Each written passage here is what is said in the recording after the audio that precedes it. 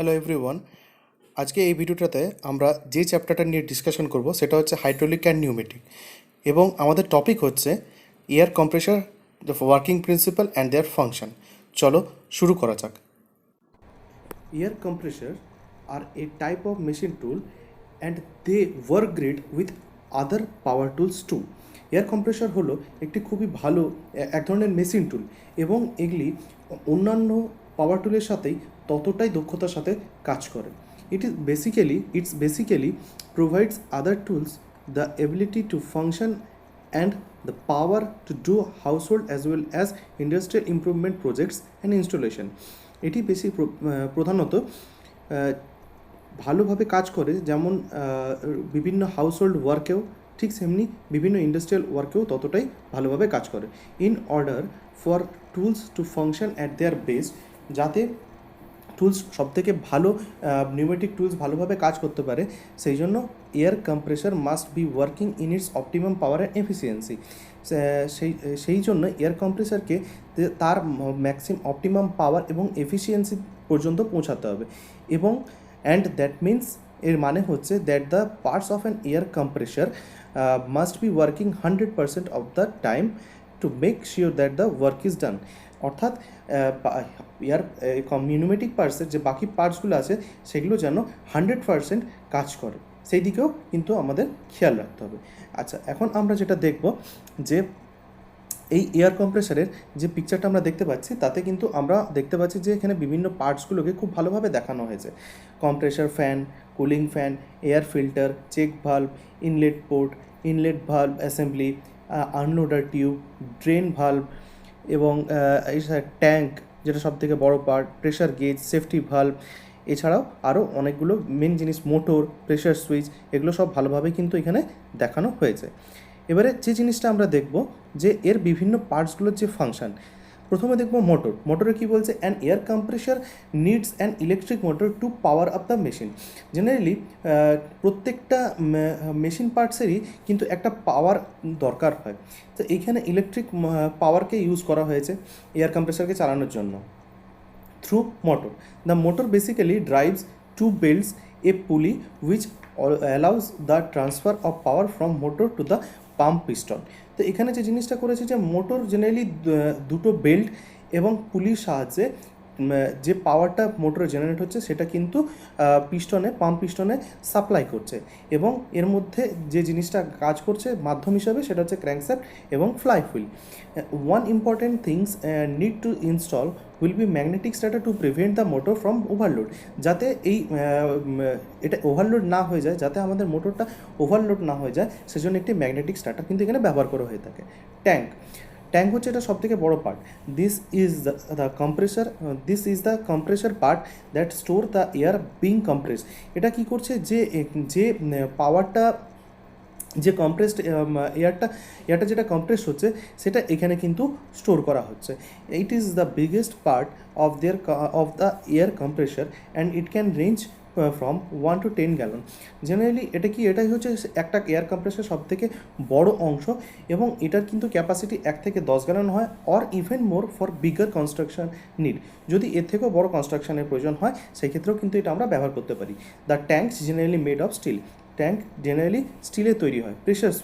The pressure switch automatically shut down the motor when the receiver reaches the factory set limit. Factory দ্বারা যে লিমিটটা set করা হয়ে থাকে সেটা কিন্তু যখন পৌঁছে যায়, মোটর কিন্তু অটোমেটিক্যালি বন্ধ করে দেওয়া হয় প্রেশার সুইচের দ্বারা। Once the pressure level drops to a preset level, then the pressure switch restart the motor, therefore resuming the pumping of air by the compressor.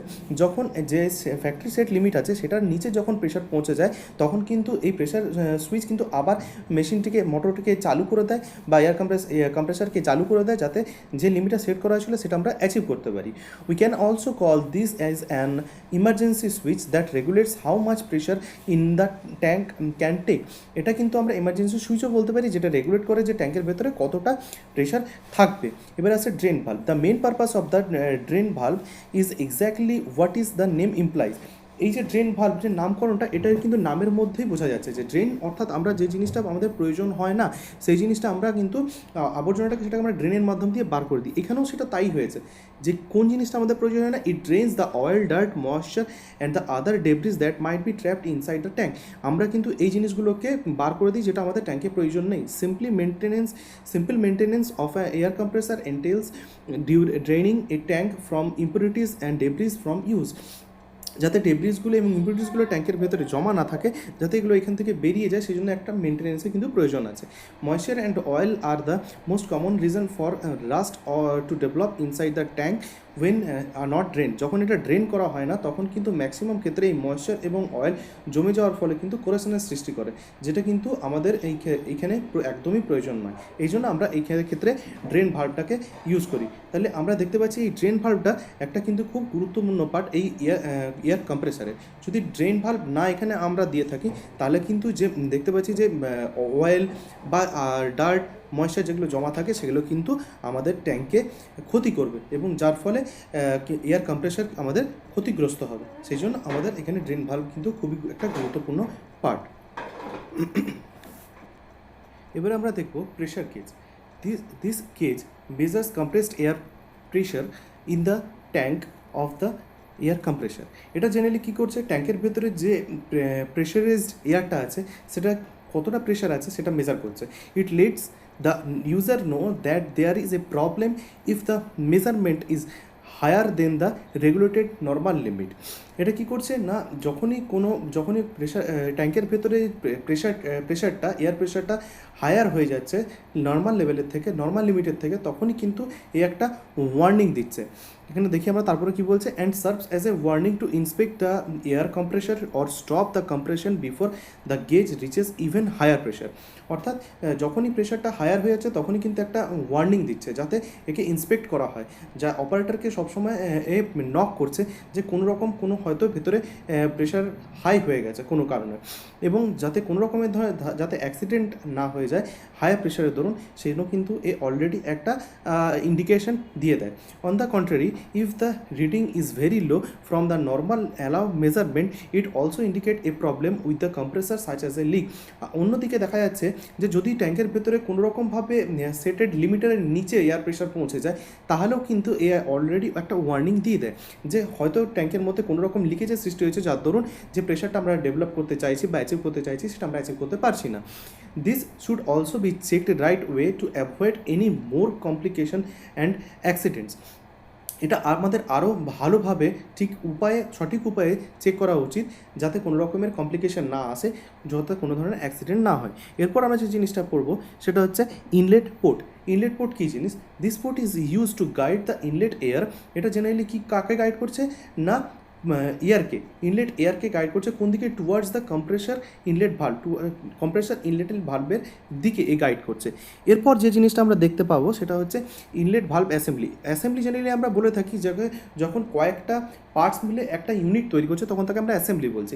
Inlet valve assembly compromises valve plate and valve সিং, এই দুটো জিনিস দিয়ে কিন্তু generally inlet valve assembly তৈরি হয়ে থাকে।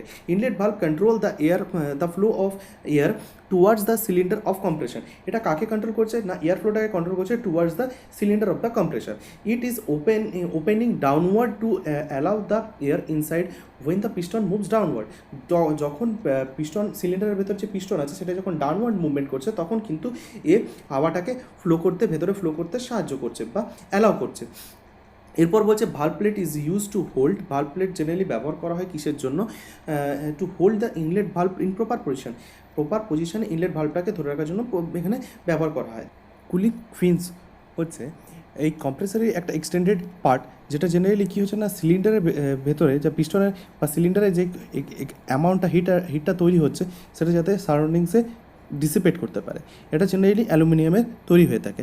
এরপর আসছে গিয়ে ডিসচার্জ পোর্ট কি না, it is the opening provided the top of the compressor of the cylinder. এটা জেনারেলি কম্প্রেসারের টপে প্রোভাইড করা হয়, কম্প্রেসার সিলিন্ডারের টপে প্রোভাইড করা হয় discharge port.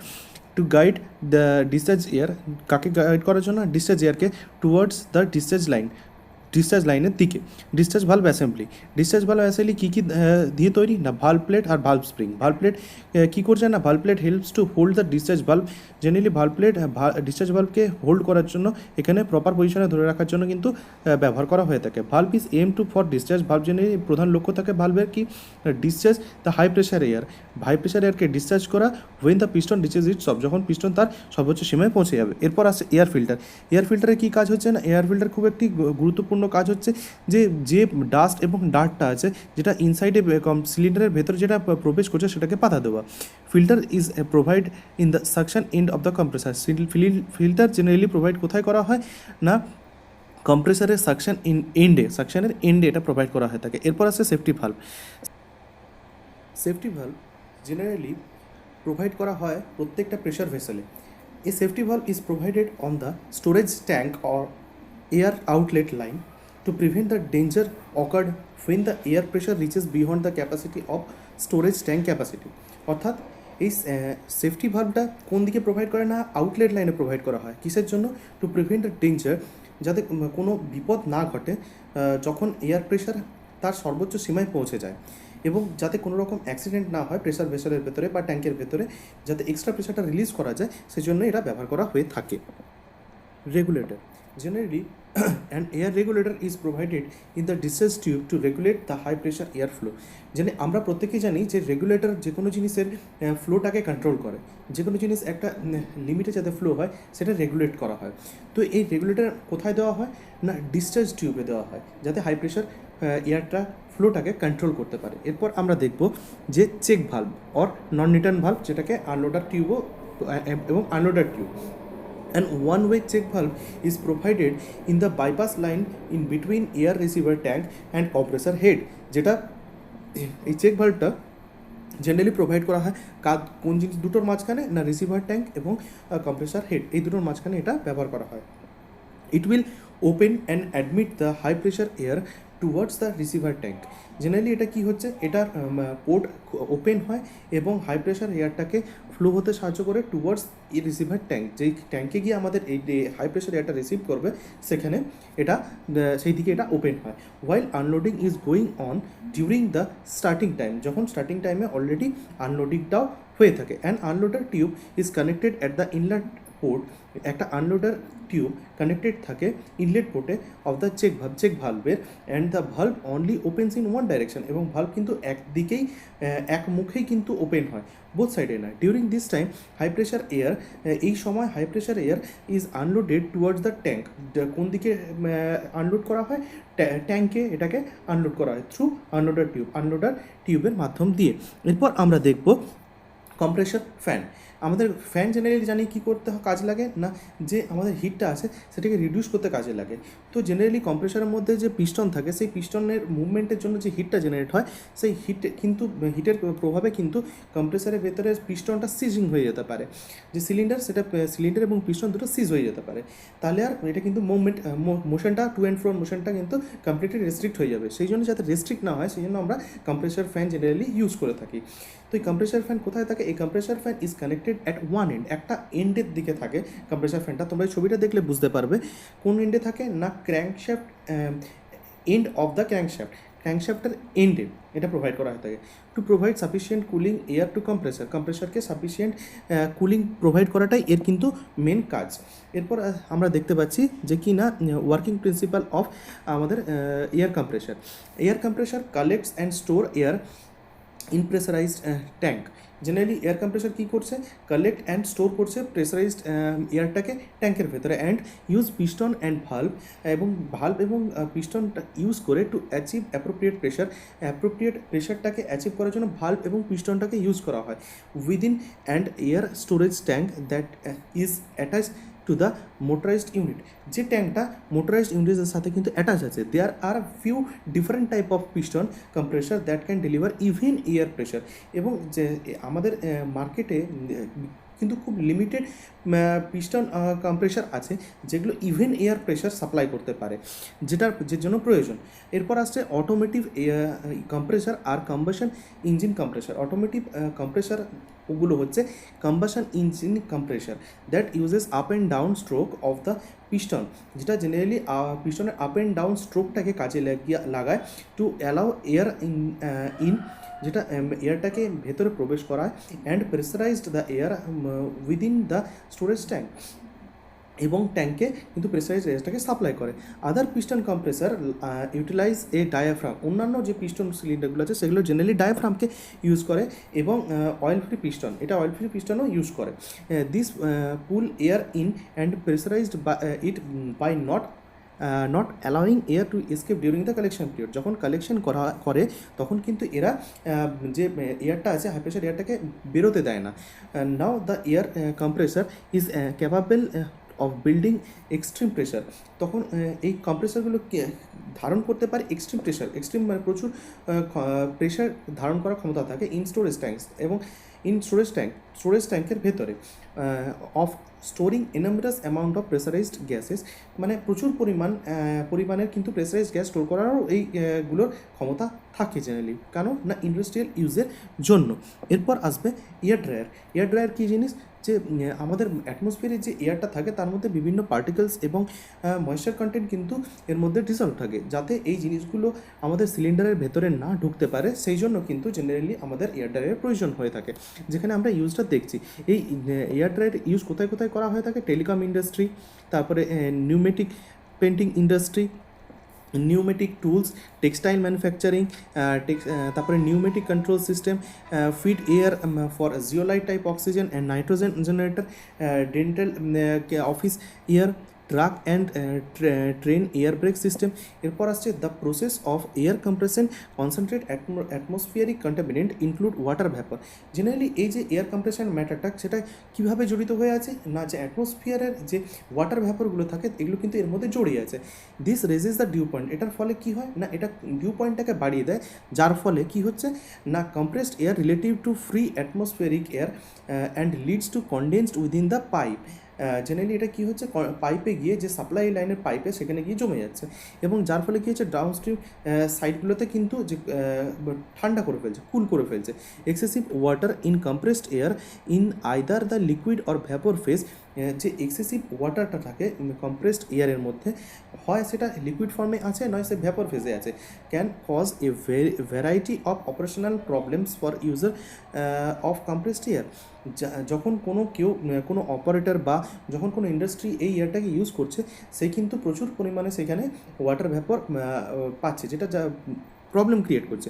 This include freezing of outdoor air line, যেটা কী হচ্ছে, এই যে আউটডোর যে লাইন্সগুলো আছে যেগুলো ফ্রিজ হয়ে যাচ্ছে, এবং এছাড়া কী হচ্ছে না, corrosion piping and equipment malfunctioning of pneumatic process control instrument, যেগুলো কোরেশন করে ফেলছে। কার কোরেশন করছে না, পাইপিং অ্যান্ড ইকুইপমেন্টসের ম্যালফাংশনিং হচ্ছে। এগুলো কার না, নিউমেটিক প্রসেস কন্ট্রোল যে ইনস্ট্রুমেন্ট আছে সেগুলো ম্যালফাংশনিং করছে, ফাউল করছে। তো এরকম ধরনের বিভিন্ন প্রবলেম ক্রিয়েট করছে। এরপর নেক্সট যেটা বলছে সেটা দেখতে পাচ্ছি, there are various type of compressed air dryer. বিভিন্ন ধরনের এয়ার ড্রায়ার মার্কেটে আছে। Their performance characteristics are typically defined by the dew point, যেগুলো প্রত্যেকটারই ক্যারেক্টারিস্টিক্স ডিউ পয়েন্ট দিয়ে ডিনোট করা হয়। এবং সেগুলো কী কী না, রেফ্রিজারেটর ড্রায়ার, এবং তারপরে আসছে deliquescent dryer, desiccant dryer, membrane dryer. প্রথমে আমরা পড়বো রেফ্রিজারেটর ড্রায়ার। এই রেফ্রিজারেটর ড্রায়ারটা কী জিনিস না, refrigerator dryer employ two heat exchanger, দুটো হিট এক্সচেঞ্জার ইউজ করা হয়। এই হিট এক্সচেঞ্জার কী জিনিস, যেটা জেনারেলি হিটটাকে এক্সচেঞ্জ করে from one place to another place. এটা কিন্তু দুটো প্রসেস কন্ট্রোল করে। একটা প্রথমটা হচ্ছে air to air and the another is air to refrigerant. তো এয়ার টু এয়ারে কী হচ্ছে না, এয়ার টু এয়ারে প্রথমে যে কম্প্রেসড এয়ারটা আসছে সেটা কিন্তু হিট ক্যারি করে নিয়ে আসছে। তো তখন কী করছে না, অন্য সাইড থেকে একটা কুলিং এয়ার সাপ্লাই করা হয়, যেটা ওই হিটেড এয়ারটা থেকে কোয়ান্টিটিস মানে কিছুটা পরিমাণ হিট কিন্তু অ্যাবজর্ব করে নেয়, এবং বাকি যেটা থাকে সেটা কী হচ্ছে নেক্সট স্টেপে এয়ার টু রেফ্রিজারেন্ট, মানে এক ধরনের রেফ্রিজারেন্ট পাঠানো হয়, যে সেই রেফ্রিজারেন্ট কী করছে না বাকি যে অ্যামাউন্ট অফ হিটটা এয়ারের মধ্যে রয়ে যাচ্ছে সেটা সেখান থেকে সাকশন করে নেয়। This dryers are use for refrigeration compressor, এটা জেনারেলি রেফ্রিজারেশন কম্প্রেসারে ইউজ করা হয় থাকে। এরপর আমরা দেখতে পাবো আসছে কি ডিলিকিউশন ড্রায়ার। এটা কি করছে না জেনারেলি এটা হাইড্রোস্কোপিক মিডিয়াম ইউজ করে থাকে। হাইড্রোস্কোপিক মিডিয়াম মানে যে মিডিয়ামটা জেনারেলি জল বা জলীয় বাষ্পকে অ্যাবজর্ব করে নেয়, হ্যাঁ, এবং the medium gradually dissolve or deliquesce to form a solution. জেনে কী করছে না একটা মিডিয়াম, এই মিডিয়ামটাকে যখন ওখানে প্লেস করা হয় জল বা জলীয় বাষ্পকে বা ওয়াটার ভ্যাপরকে অ্যাবজর্ব করে নেয় এবং একটা সলিউশন তৈরি করে এবং সেটা নিচে থিতিয়ে পড়ে। The liquid must be regularly drain, অবশ্যই কিন্তু এই লিকুইডটা সময় সময় ড্রেন করে দিতে হবে, এবং new medium must be added, এবং নতুন মিডিয়াম অবশ্যই আমাদেরকে অ্যাড করতে হবে। এরপর আমরা যেটা দেখতে পারবো সেটা হচ্ছে কি ডিসিকেন্ট ড্রায়ার। ডিসিকেন্ট ড্রায়ারটা কী বলছে, এটাকে আমাদের জেনারেলি বলা হয়, এটা অন্য নামও আছে, সেটা হচ্ছে কি না regenerative dryer, twin tower dryer, এবং এটার প্রিন্সিপালটা কী হচ্ছে না জেনারেলি যে মিডিয়ামটা ইউজ করা হয় সেটা হচ্ছে কি activated alumina, silica gel, molecular sieve এবং বিভিন্ন ধরনের মিডিয়াম ইউজ করা হয় যেটা ওয়াটার ভেপারটাকে অ্যাবজর্ব করে নেয়। তো আমাদের জেনারেলি আমরা দেখতে পাচ্ছি যে এই প্রত্যেকটা মিডিয়াম বা প্রত্যেকটা ড্রায়ারের একটাই প্রিন্সিপাল, যে একটা মিডিয়াম দেওয়া হয়, সেই মিডিয়াম কিন্তু ওয়াটার ভ্যাপরটাকে যেটা কম্প্রেসড এয়ারের সাথে মিশে আছে সেটাকে কিন্তু অ্যাবজর্ব করে নেয়, এবং অ্যাবজর্ব করে সেই যে এয়ারটা আমাদের সাপ্লাই করতে হবে, নেক্সট স্টেপে যেটা আমাদের সাপ্লাই করতে হবে সেই এয়ারটাকে কিন্তু আমাদের ফ্রি অফ ময়েশ্চার প্রোভাইড করতে হবে। এরপর আমরা যে জিনিসটা দেখতে পাবো সেটা হচ্ছে কি আমাদের মেমব্রেন ড্রায়ার। মেমব্রেন ড্রায়ারটা কী জিনিস, membrane dryer refers to the dehumidification membranes that remove the water vapor from the compressed air. Generally dehumidification কথাটার অর্থ কি, হিউমিডিফিকেশন আগে জানতে হবে কথাটার অর্থ কি। হিউমিডিফিকেশন মানে হচ্ছে যে জলীয় বাষ্প ধরে থাকছে সেটা হিউমিডিফাইড এয়ার। এবার ডিহিউমিডিফাইড কী হচ্ছে, যে জলীয় বাষ্প বিহীন যে জিনিসটা সেটা হচ্ছে ডিহিউমিডিফিকেশন। এখানে দেওয়া হচ্ছে কি ডিহিউমিডিফিকেশন মেম্বার্স দেওয়া হয়, যেটা কী হচ্ছে that removes water vapours from the compressed air. Compressed এয়ারের মধ্যে যে ওয়াটার ভ্যাপরটা রয়ে গেছে সেটা কিন্তু বার করে দেয়। Typically the compressed air is first filtered with a high quality coalescence filter. তো যেটা কী করছে এই ধরনের যে কোয়েলসিয়েন্স ফিল্টার আছে তার মধ্যে দিয়ে কিন্তু হাই প্রেশার এয়ারের মধ্যে যে কম্প্রেসড এয়ারের মধ্যে যে কোয়ান্টিটি অফ লিকুইড ভ্যাপার্স রয়ে যাচ্ছে সেটাকে কিন্তু রিমুভ করে দিচ্ছে। This filter removes liquid water oil particulates from the compressed air, এবং এছাড়াও এই লিকুইড ওয়াটার ছাড়াও কিন্তু অয়েল এবং অন্যান্য যে পার্টিকুলার্সগুলো ডিজলভ হয়ে আছে সেটাকেও কিন্তু এরা পার করে দিচ্ছে। The water vapour laden air then passes through a centre bore of hollow fibres in membranes bundle. অর্থাৎ কী বলছে ওয়াটার ভ্যাপর লেডেন এয়ার মানে যে ওয়াটার ভ্যাপর যেটা মানে জল সংযুক্ত যে বাতাস, জলীয় বাষ্প সংযুক্ত যে বাতাস সেটা কিন্তু কী করছে কার মধ্যে দিয়ে পাস করছে না, মনে করো আমরা যদি কতগুলো 50টা বা 60টা স্ট্রকে একটা বান্ডিল আকারে ধারণ করি, ঠিক এরকম একটা মেমব্রেন্স এখানে কিন্তু থাকে। একদিক দিয়ে এই মেমব্রেন্সের একদিক দিয়ে আমরা ওয়াটার ভ্যাপরটাকে সাপ্লাই করছি এবং অন্য দিক দিয়ে পার করে যাচ্ছে। ইতিমধ্যে কিন্তু এর মাঝখানে এই আমাদের যে ড্রায়ারিং প্রসেসটা সেটা কমপ্লিট করা হয়ে থাকে। এটাই হচ্ছে এর প্রিন্সিপাল। এই ভিডিওটা আজকে এখানে শেষ করলাম, এবং ভিডিওটা যদি তোমাদের ভালো লাগে তাহলে লাইক এবং সাবস্ক্রাইব অবশ্যই করো, এবং যদি তোমাদের কোনো মতামত থাকে তাহলে কমেন্ট বক্সে অবশ্যই সেটা আমাকে জানাও।